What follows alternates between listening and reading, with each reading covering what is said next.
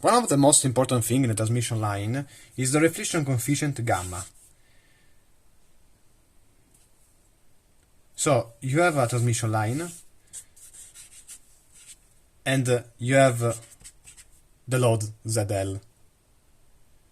The equation that basically gives you this gamma is the ratio between the backward and the forward wave. So the backward wave V minus and the forward wave V plus. So by definition, V gamma L is equal to V naught minus over V plus minus, and basically you're gonna use the equation of the current and the voltage. So I of Z is equal to, from the Ohm equation, I is equal to G, the admittance Y times V, which is G times V, and the voltage is equal to V naught times E minus JK.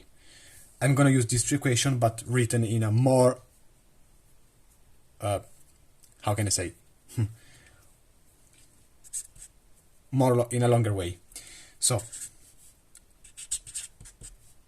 you're gonna use the admittance Y times V naught plus, because the current has both the forward and the back propagation wave.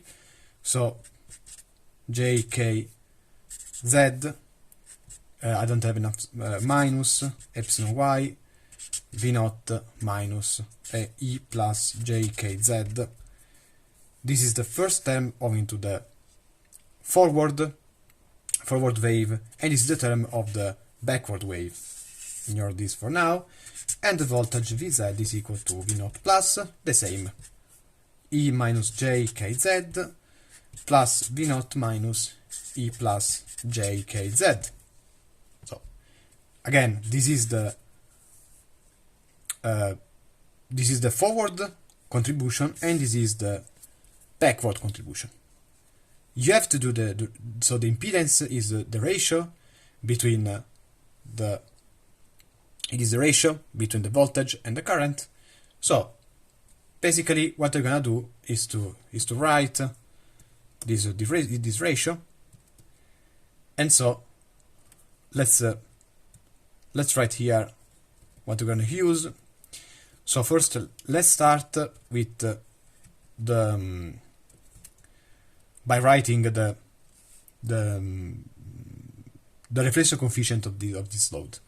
So we're gonna have V gamma L, which is equal to V naught minus over V plus minus. I'm not gonna do all the calculation, but you can understand that if you do the ratio between the backward and propagation wave, let's just say that only the ratio of the impedances will survive. It is a bit longer, but you can do the tricky calculation and just make a ratio. If you make this ratio, what you will obtain is that V naught minus E plus JKZ over V naught plus, this is not V0, this is just a generic section Z. So this is a generic section of Z, E minus JKZ. So V gamma L is equal to V gamma 0, where gamma 0 is what you see here at the load, times E plus J2KZ. So this is the equation that you're going to use at the generic section of the circuit. But what this value is, V gamma 0, it is just the ratio between, so V gamma 0, it is just the ratio of V0 minus over V0 plus, and this is equal to ZL minus Z infinite ZL plus Z infinite. So what are these terms? zeta infinite is the impedance of the line, and it is the characteristic impedance of the line. It is given, and zeta L, it is the load that you put here. And with these two equations, so this equation here and the previous equation, V gamma L equal to V gamma 0 E plus J 2 K Z, you will basically you will be able to study most of the transmission lines. What happens if you the aim of the transmission line, the study of the transmission line, is to match this load here with the impedance of here. So what happens if Z infinite and ZL are equal? Because this is what you wanna obtain. So the impedance that you see here, you should have understood that this space here, Z, is not negligible in a transmission line. So the impedance that I see here and the impedance that I see here are different. So if Z infinite is equal to ZL, you see that gamma is equal to 0. So as you can see, gamma equal to 0 is the best condition that you can obtain, because the load and the transmission line are matched. If instead the load is an open or the load is a short, let's put, for instance, an open. It means that the current I is 0, and it is like putting ZL equal to infinite, because if this piece is infinite, if this resistance is infinite, it means that no current is flowing here. And so basically gamma will be equal to 1. If ZL is equal to 0, it means that it is a short, and gamma it is equal to -1. So you understand the three values of gamma, equal to 0, to 1, and -1, which are very, very important.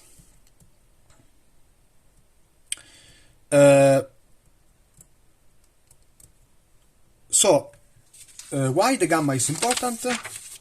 Mostly because it is related to a lot of factors. The first factor that we're going to see is the VSVR, and stands for voltage standing wave ratio. This is also very important in antennas, and the definition is Vmax over V minimum. It is equal to 1 plus modulus of gamma, absolute value of gamma, 1 minus absolute value of gamma. The gamma, this gamma is even exploited in the definition of the power. You know that the power is equal to V times I, which is equal to V square over R, which is equal to G times V square. I'm gonna use this definition instead.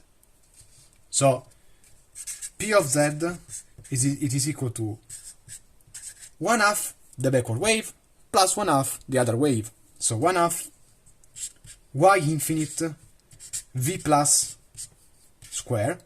Now, you can relate these two equations very, very, very easily. Minus 1/2 Y infinite V minus square. And this is equal to V square over 2 Z infinite 1 minus absolute value of gamma square.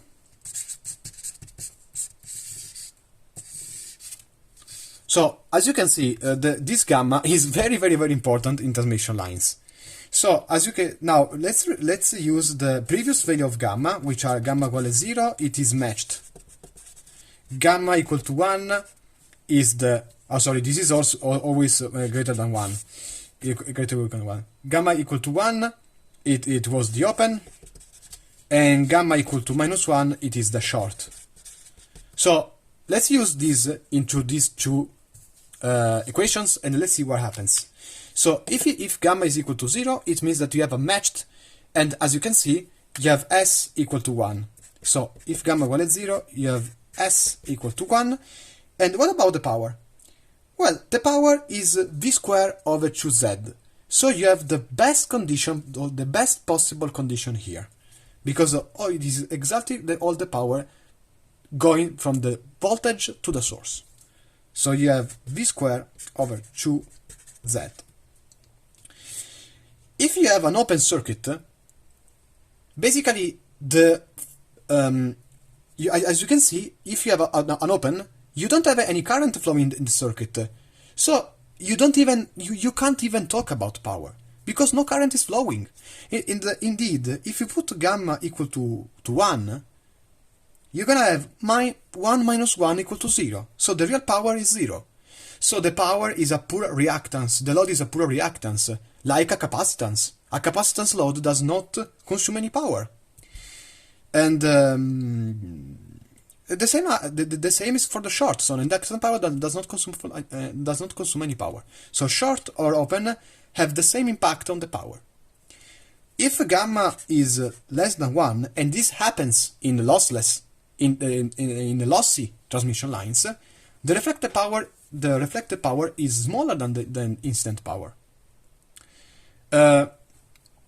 So if you have gamma equal to 1, so if you have gamma equal to 1, sorry, S is not equal to 1, sorry, S is equal to infinite, sorry. If, for instance, gamma is equal to 0.7, you're gonna have a return loss. For instance, if gamma is equal to 0.7, it means that your S is equal to 5.8, which corresponds a loss of